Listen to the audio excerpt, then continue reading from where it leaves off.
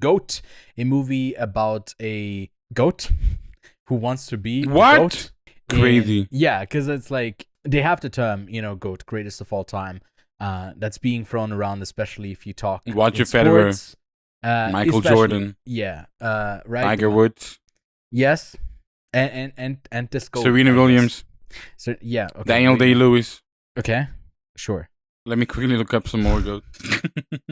You talk. It's almost like he's turning like to a Kiwi guy the way he's looking up goats right now.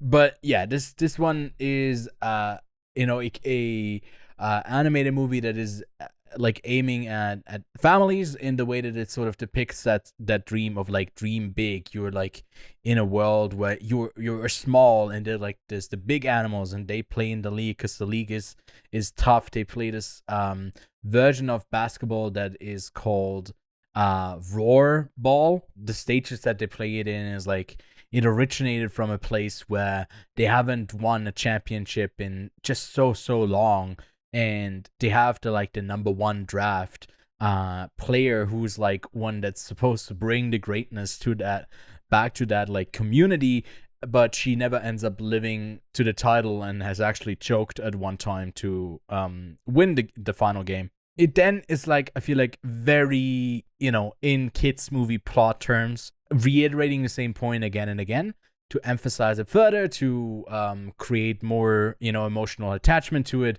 to ultimately lead to a happy ending payoff. I feel like that is sort of what you can expect, and I wouldn't even consider that a spoiler. Like, what else do you expect from a kids movie? But in between, it is that Sony animation that has stood out with the projects like the Mitchells versus the Machines, Spider-Man and Across the Spider-Verse, but giving it its own style, and also specifically for this, its own vernacular in the way that it, takes a lot of like very current, like I wouldn't, very current Gen Z way of speaking about things, like how you would be talking about sports, and especially like from the like black communities in America, who like obviously are like predominantly in that sport, like the usually the best players as well.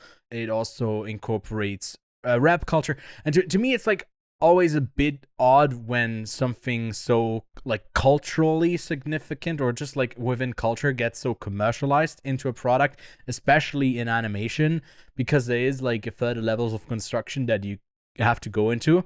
But I also see that it's like great to have that sort of representation of that sort of vernacular, and that like I don't know, like apart from Space Jam, how many like great basketball movies we get where like there was some melding between animation and like what I mean in I know we get great basketball movies. I was tripping him out right there, but like here it's like fully in animation, right? It's like we get the first slam dunk, right, in an anime where you have something that is really thrilling, that's focusing on the game itself. Beautiful. If you haven't seen that, I'd honestly put that way above GOAT, but this movie is pretty solid too. Like, it's got its archetypes, it's got its quirky set of characters, and at the root of it all, you got an underdog story. And someone we always love to shout out is Pierre, who plays like the main antagonist, and he has like also something that they already published was early on.